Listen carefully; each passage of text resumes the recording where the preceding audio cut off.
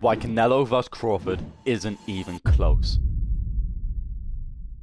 Arguably two of the pound-for-pound kings of the modern era, Canelo Alvarez and Terence Crawford, share a combined record of 108 wins, 70 knockouts, and undisputed dominance across multiple weight divisions. The greatness between them is undeniable. Canelo has ruled boxing with relentless forward pressure, an impenetrable high guard, and some of the most punishing bodywork boxing has ever seen. A 4-division world champion, undisputed at super middleweight, and the face of the sport for over a decade. His name already etched into boxing history.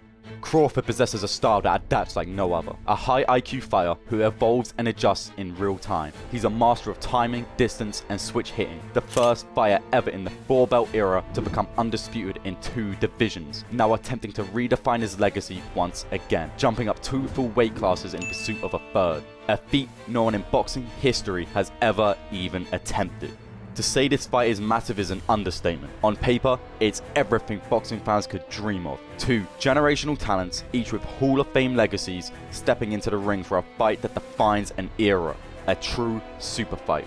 And yet, despite the accolades, despite the hype, despite the history behind it, this fight isn't as close as you think. Why?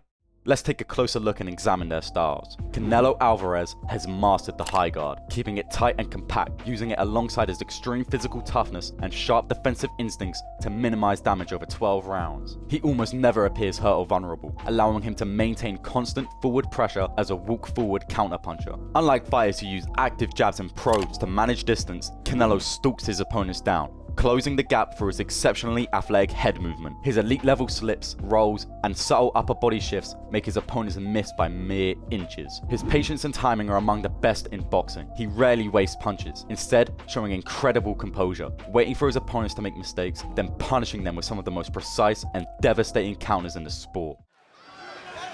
Tricky style.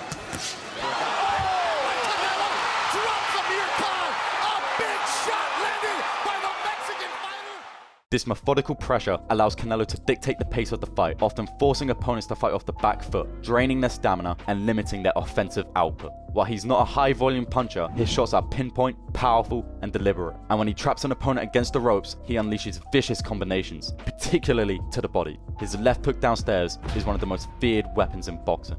Years of top-level experience have also sharpened his ring IQ. He's faced nearly every style, from slick defensive specialists like Floyd Mayweather to power punchers like Gennady Golovkin. That depth of experience makes him incredibly composed in high-stakes fights like this. Canelo has a singular style, one built on pressure and power. But Crawford? He brings a different kind of threat, one rooted in versatility. Crawford's greatest strength isn't physical, it's mental. His ring IQ is elite. He's a natural counterpuncher who rarely starts fast, instead using the first few rounds to download the data of his opponents. He observes patterns, habits, and weaknesses, then methodically builds a strategy in real time. Terence Crawford's most unique weapon is his ability to seamlessly switch stances between orthodox and southpaw, but it's not just for variety or flash. He's equally dangerous from both stances, which gives him full control over positioning, angles, and rhythm.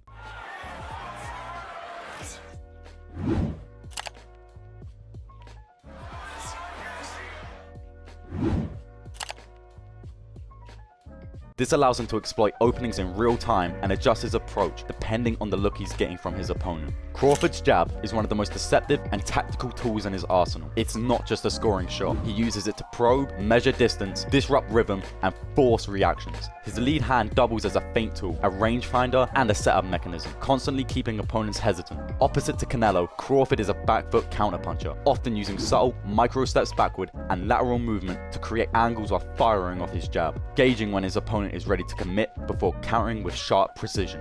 Timing is one of his deadliest traits. He often lands clean, surgical counters at the exact moment his opponent opens up moving forward, making him pay for every mistake. His punches may not be as powerful as Canelo's, but he's arguably more efficient and accurate. Unlike Canelo, who applies consistent pressure and forces his style onto opponents, Crawford is a Swiss Army knife. He can fight on the front foot, back foot, in the pocket, at range, in a dogfight, whatever the situation demands. That ability to morph styles makes him incredibly hard to prepare for and nearly impossible to dominate. As the fight progresses, he becomes increasingly dangerous, not because he gets faster or stronger, but because he's figured you out. Once he has you hurt, Crawford becomes one of the most ruthless finishers in the sport. He increases his output rapidly and mixes shots to the head and body with accuracy and composure. Crawford on top of him now, trying to finish the deal. Right to the body, right to the head, down he goes, that's it, it's over. While both fighters are incredibly dangerous and elite, only one appears to still be in their prime. And this is where the matchup begins to lean in Crawford's favor.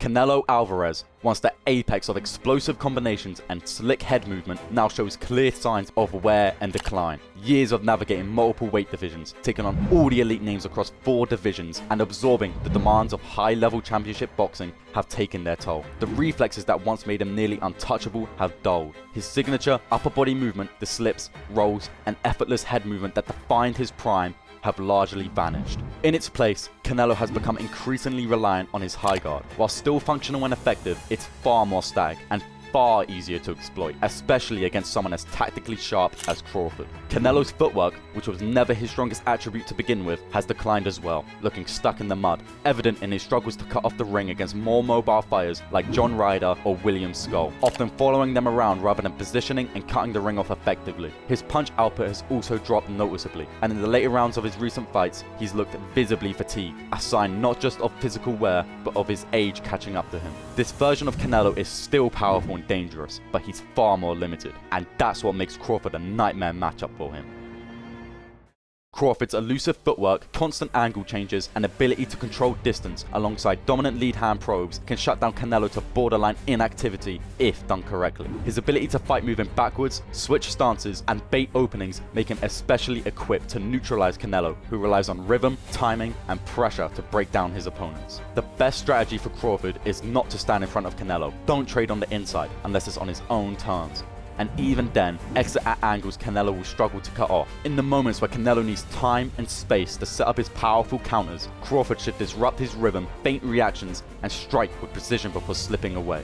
If Crawford stays off the ropes, moves laterally, and uses well-timed jabs and straights to score points, he could effectively neutralize Canelo's power for long stretches. While he'll have to push the pace and remain consistently active with his footwork and lead hand, the blueprint to beat Canelo has already been set. Floyd Mayweather and Dimitri Bivol both executed similar strategies to defeat Canelo. Crawford not only has the tools to replicate that same success, but against a shot Canelo, he may be better equipped to exploit the holes in Canelo's style. His ability to control distance, manage tempo, and use the lateral movement will be key. By staying outside of Canelo's optimal range, using straight shots to disrupt his rhythm, and pivoting away from pressure, Crawford has a clear path to victory. If he maintains tactically disciplined over the 12 rounds, there's a strong possibility he wins by decision on the scorecards. Not by domination, but by control. While the move up in 2 weight classes presents a legitimate challenge for Crawford, particularly in terms of maintaining his speed, reflexes, and stamina against a naturally bigger opponent in Canelo, I believe Crawford's style and activity should still translate well at the higher weight. If this were a prime version of Canelo, the outcome might be different. But based on his recent performances, he appears to be a diminished version of his former self, and against a fresher, more versatile, and still evolving Crawford, that may be the deciding factor. This won't be an easy fight. Crawford will almost certainly take damage, and I don't believe Crawford has what it takes to be the first person to knock down or knock out Canelo. He'll have to endure pressure and dig deep, but stylistically, tactically, and mentally, I think he has the edge to pull away on the scorecards and win via decision. But what do you think? Has Canelo truly declined enough for Crawford to get a tactical win over him, or does he still have enough left to make this a competitive fight?